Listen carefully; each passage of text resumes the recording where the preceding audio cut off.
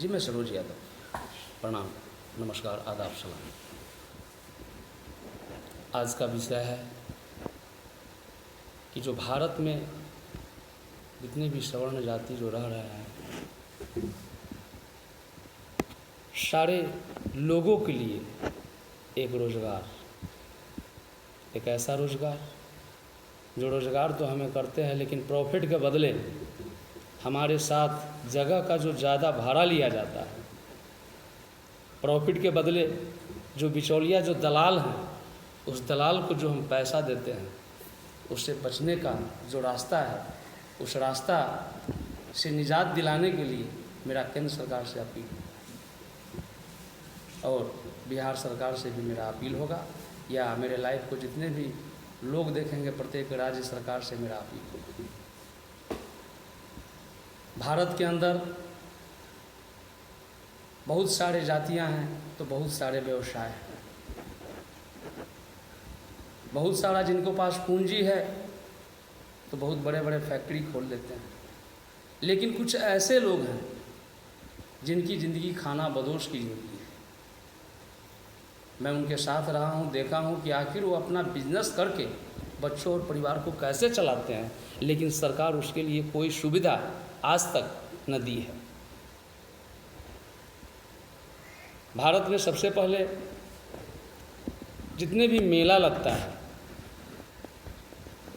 बनारस कुंभ, गंगा सागर बंगाल, बिहार की कई बहुत सारे जगहों पे, महाराष्ट्र, यूपी, मैहर, मध्य प्रदेश, ऐसे बहुत जगहों पे जो मेला लगता है, ऐसे हमारे मेला में कुछ लोग जो व्यापारी लोग सामान बेचते हैं या खरीदते भी हैं।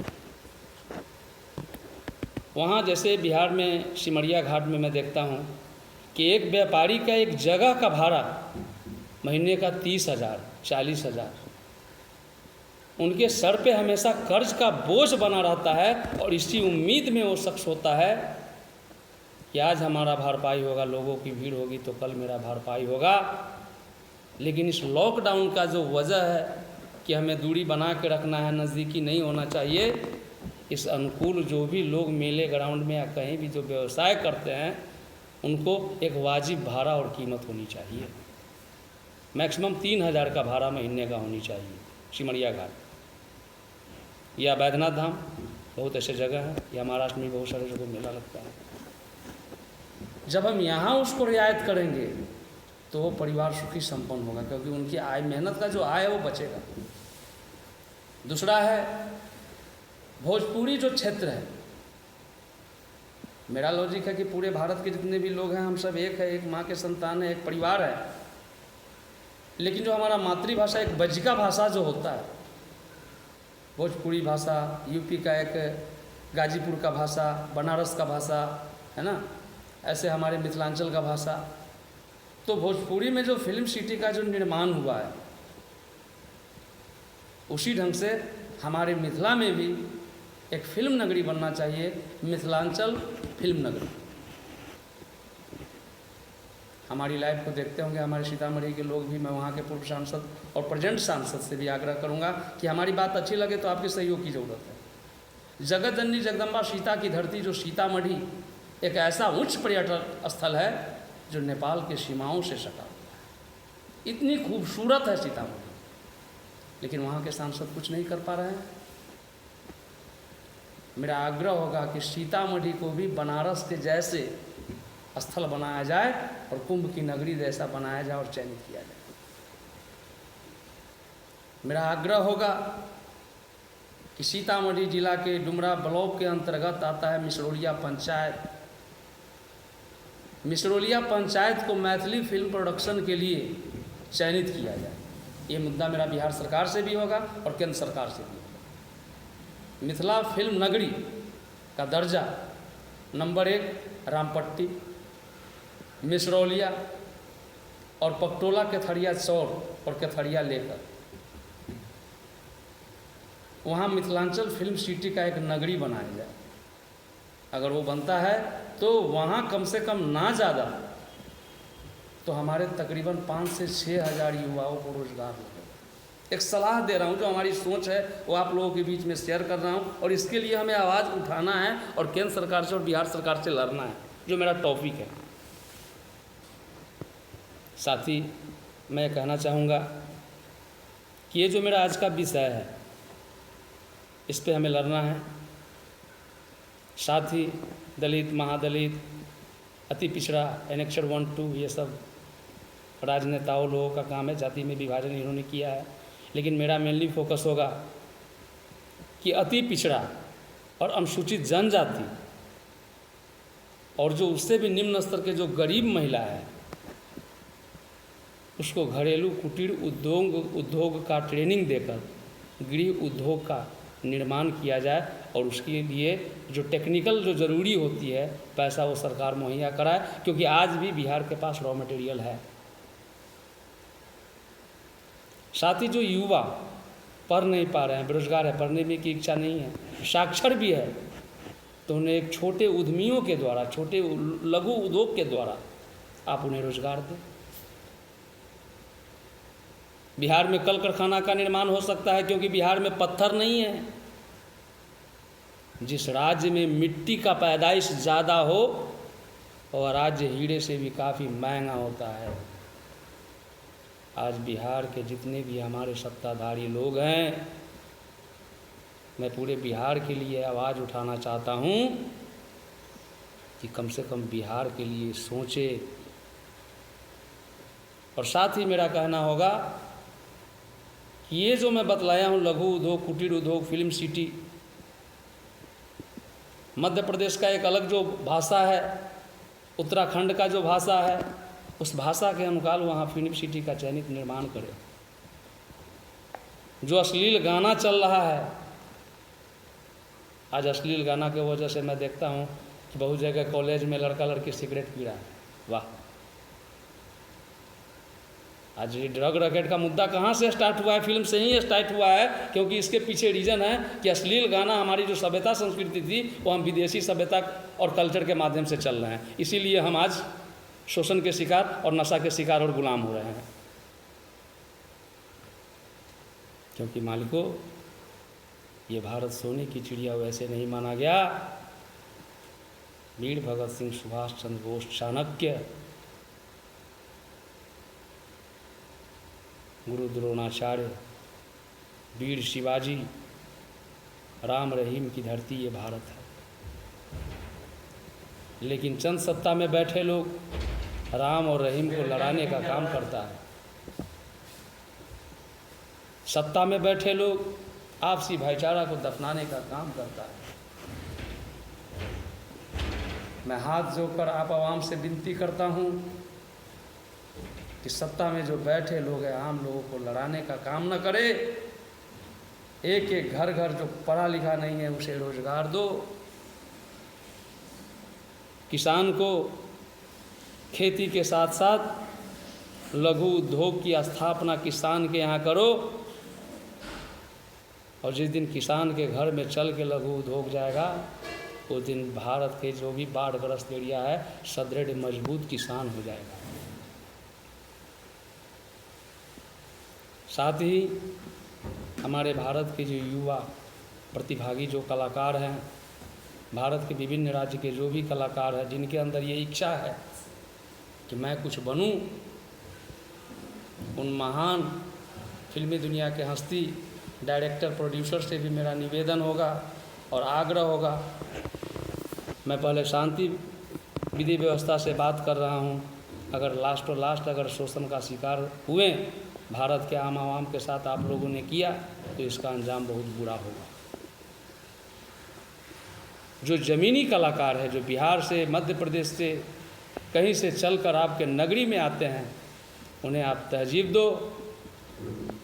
और कास्टिंग डायरेक्टर से भी मैं कहना चाहता हूं कि यूट्यूब पे जो गलत मैसेज देते हो, ज्वाइनिंग, ये सब छोड़ दो, क्योंकि आप लोग भी अंदर जाने वाले हो। जो ज़मीनी कलाकार है वहाँ पैसे का डिमांड मत करो, उसे आप जगह दो। और साथ ही फिल्म जो बनाने का आप लोग का नज़रिया है, एक माहौल क्रिएट करके रखें। 90 करोड़ की लागत की फिल्म, 60 करोड़ की लागत की फिल्म, 200 करोड़ की लागत की फिल्म। मैं कहता हूं कि 200 करोड़ लागत की फिल्म नहीं हो सकती है। फिल्म 2 करोड़ में भी बन सकता है, 50 लाख में भी बन सकता है, और बाकी जो पैसा होता है वह पैसा को जो इधर उधर इन्वेस्ट करते हैं, उस पैसा को गरीब और आवाम के बीच में खर्च करो। मैंने देखा लॉकडाउन में बड़े बड़े एक्टर लोग, बड़े बड़े कंपनी के लोग मुख्यमंत्री को, प्रधानमंत्री को पैसा दिए, लेकिन मैं पूछता हूं कि भारत के आवाम से पूछो, क्या उनके घर तक खाद्य पदार्थ गया? नहीं गया। मैं मुंबई में गया, दिल्ली में मैं देखा, लोग कहते हैं कि हिंदू मुस्लिम, मैंने मुंबई में देखा कि जो मुंबई के खास धारावी में मैंने देखा कि मुसलमान लोगों की मस्जिद और उनकी संस्था न होती तो कितने लोग भूखे मर जाते। बेवजह लोग जाति में विभाजन कर रहे हैं। जाति को लड़ाने का काम कोई भी आदमी मत करो। हमारे देश की सांप्रदायिक जो ताकत है, इस ताकत के साथ चलने का काम आप सब आवाम और जितने भी केंद्रीय स्तर के लोग हैं सबको सरोज यादव नमन और प्रणाम करता है और आग्रह करता है कि जो भारत की वित्तीय व्यवस्था कमज़ोर हो चुकी है, भारत में जो बेरोजगारी की जो बीमारी फैल चुकी है, इसको सुदृढ़ और मजबूत करने का एक ही उपाय है कि जो हमारी सोच है इस सोच के साथ चले। लोगों के अंदर एक ईगो पैदा कर चुके हैं बड़े लोग। कुछ लोग कहते हैं सरोज यादव बोल रहा है, अरे बोलने से क्या होता है। मैं कहता हूं कि मैं बोल रहा हूं तो आप जैसे 1000 लोग अगर साथ में आ जाओ तो साथ आने से भी देखो कि क्या नज़ारा होता है।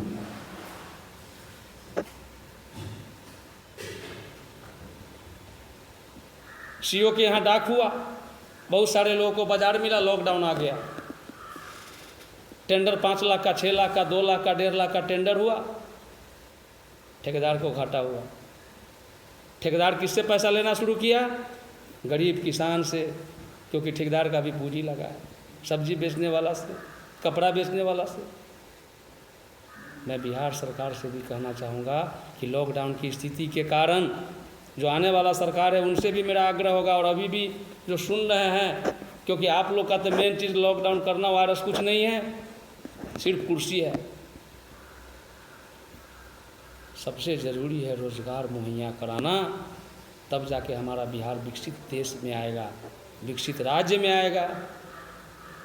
शर्म आनी चाहिए वहाँ के बड़े नेताओं को कि आज छोटा सा देश जो अपने आप को भारत का एक मजबूत देश बन के पैदा हो गया है, जहाँ आंधी तूफान की भी सरगर्मी आती है, बड़े बड़े इमारत भी आंधी तूफान में गिर गई, फिर भी जाके वहाँ की जो उस राज्य की वित्तीय व्यवस्था इतनी मजबूत है कि आज वह राज्य भारत के बहुत ऐसे राज्य को धक्का देने के काम में कर रहा है और बहुत उच्च श्रेणी पे चला गया हुआ है। ऐसी स्थिति है। मेरा आग्रह निवेदन होगा कि मेरी बात को अगर अच्छा लगे तो ज़्यादा से ज़्यादा शेयर करें, ज़्यादा से ज़्यादा लाइक करें, ज़्यादा से ज़्यादा सब्सक्राइब करें। मेरा मेनली फोकस, मेन ही मुद्दा आज का है कि आखिर जो हमारे साथ हो रहा है, ठीक है, किसी के पास पैसा नहीं है, छोटा छोटा उद्यमियों, छोटा कोई पान का दुकान टपरी लगा रहा है, फिर भी उसे सरकार जो है से अतिक्रमण करके हटा रही है। भाई आप जनता को हटा रहे हो तो उसे तो कोई जगह मुहैया दो।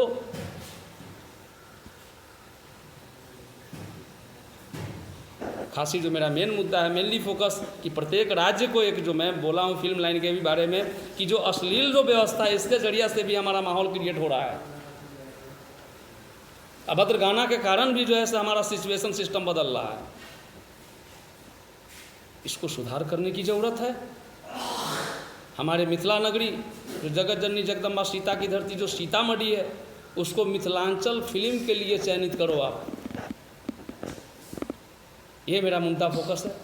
युवाओं को ठगो मत। आज पढ़े लिखे युवा बिल्डिंग लाइन में मजदूरी करते हैं। आज पढ़े लिखे युवा जो इंजीनियर है वो कभी मॉल के लिए नौकरी की ट्राई करते हैं। जो फिजिक्स का स्टूडेंट रहा है, जो साइंस बायोलॉजी का जो स्टूडेंट रहा है, जिसका माता पिता का सपना था कि मेरा बेटा डॉक्टर बनेगा, इंजीनियर बनेगा, लेकिन आज मैं देख रहा हूँ भारत की जो दुर्दशा है, क्योंकि मैं अपनी ज़मीनी अनुभव वाली बात बता रहा हूँ, पूरे भारत का मैं जो डाटा रखा हूँ अपने पास में, सिर्फ ज़िंदगी में 14 वर्ष की उम्र में पप्पू यादव का संरक्षण मुझे मिला था। आज मैं बोल रहा हूँ, परम आदरणीय हमारे गुरुदेव पप्पू जी का देन है, लेकिन उन्होंने कभी ज़मीनी कार्यकर्ता को, उनसे के साथ जो भी लोग रहें, हमारी बात को पप्पू यादव जी भी सुनते होंगे, आज उनकी पार्टी मजबूत होती, उनके पीछे रीज़न है कि उन्होंने कभी एक दल पे अस्थिर से रहने का काम नहीं किया। मैं उनको गलत नहीं कर रहा हूँ, क्योंकि आज में बिहार के अंदर में पहला एक ऐसा नेता पप्पू यादव है जो अपनी विरासत की दी हुई संपत्ति को जनता की सेवा में बेच दिया। लेकिन उन्होंने कभी ये नहीं सोचा कि मेरा भी कोई शिष्य था, उसके लिए उन्होंने नहीं सोचा। अगर आज भी पप्पू यादव जी आपके साथ जो पुराने लोग जो थे, जो घर पे बैठे हुए हैं, जिनको राजनीति करने की, सोशल वर्कर की एक्टिविटी उनके अंदर है, उन सारे लोग को, फ्रस्ट्रेटेड लोग को अपने दल में जगह दे दो, तो आप